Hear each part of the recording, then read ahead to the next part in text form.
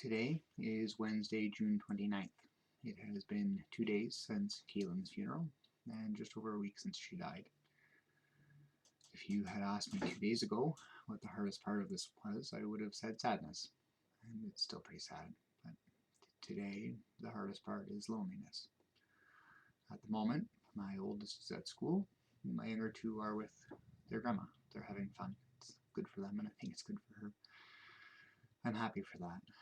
But it means that I am here in my house, and the person I most want with me is not.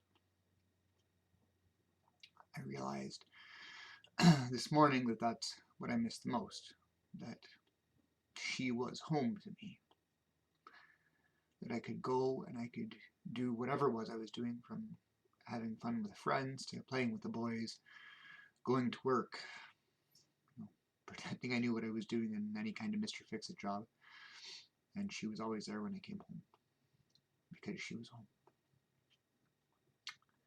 That's hard. That's, I'm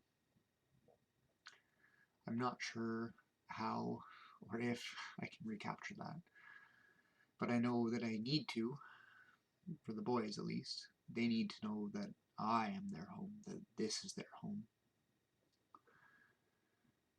The day after we last spent at my parents' place, on the morning after, Kingsley asked me, my oldest, why we don't live in our house anymore.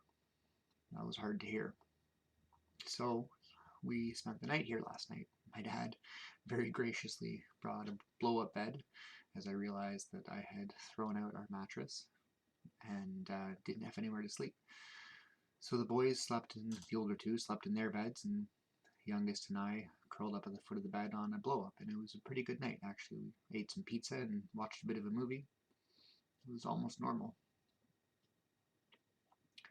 I was surrounded by my boys and their laughs, and it was good. And then they went to sleep, and then I was alone again.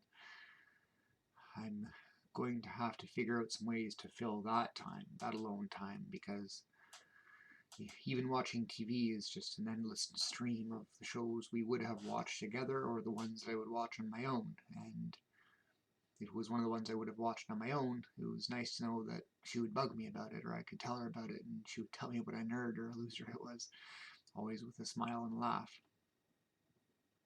Now they're just TV. So I'm going to need to find something better to do than just killing time, because killing time isn't the same when you aren't returning to something after. It's just killing time, and that's not good.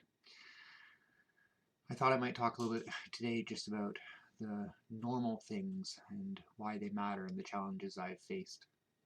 I realized that after the crushing wave of sadness was over, the places that still kind of get to me are firsts and lasts, and they show up in normal spots, like the fact that I had to change a roll of toilet paper, and it reminded me that we store our paper goods in the basement, and she always hated that because she wondered why we would put so many stairs between something that you really might need right now, and also that there might be water damage to it. I always assured that it was fine. It's nothing special, but just one of an endless series of things that was ours. There's a lot of those. I've wondered a bit about why I have had so little appetite and what to do about that.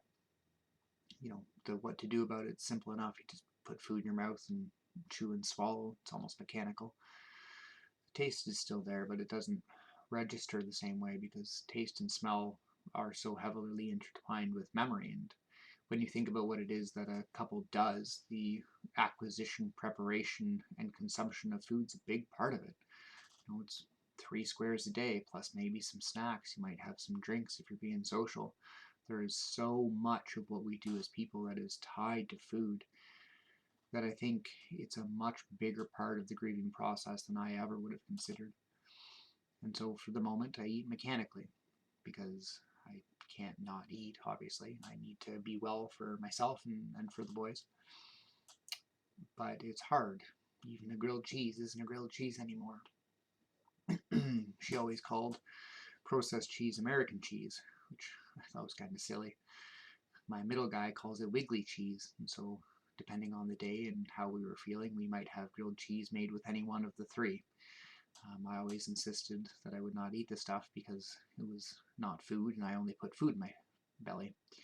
She would insist that it was either that or I could make it myself, and inevitably I'd say, okay, but I toasted a bit extra so I can hide it.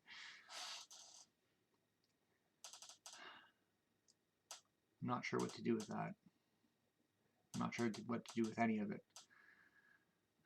Just a recognition that one foot in front of the other, slowly ticking away at that endless list of firsts that I need to get over. No, not get over, get through. That's the way forward for me and for us. I think that that's probably as good as it gets for now. I can remember the things that the boys liked, and I can prepare it for them.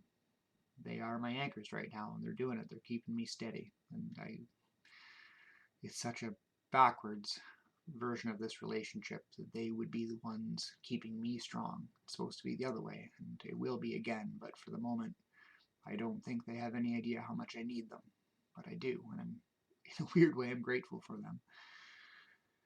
It's not how this parenting relationship is supposed to go, but they're keeping me sane. I was as ready as I was ever going to be for the funeral. I had rehearsed my speech. I had made all of the arrangements with help. I had attended to the details that I could. I was ready. Not ready, prepared. Never ready. I was prepared. As prepared as anybody can be, I think, and that made me sick because it in and of itself felt like a betrayal. How could I possibly be prepared for this? How could I possibly be prepared to say goodbye? I don't know. At least it was a task, something to do. And now I'm looking for another. The big task, making sure that the boys are okay, that one will take care of itself, as the days and the weeks go on. But I was working with someone for something, and I don't know how to substitute that. I've had a lot of very good people tell me that it can start in simple ways, menial tasks, make sure that the dishes are done, make sure that I get some exercise into me, make sure that I drink lots of water. And those are good pieces of advice. They seem trivial, but they're not. My mind is still cloudy, and to anybody who knows someone going through grief, the simple things are not simple. There's not enough space in the brain. There's too much clouding your judgment, your thought, especially your forethought. So anything you can offer, even just to please drink a glass of water, do it. They will be appreciative of it if I'm any indication. I think that's enough for today. Thank you.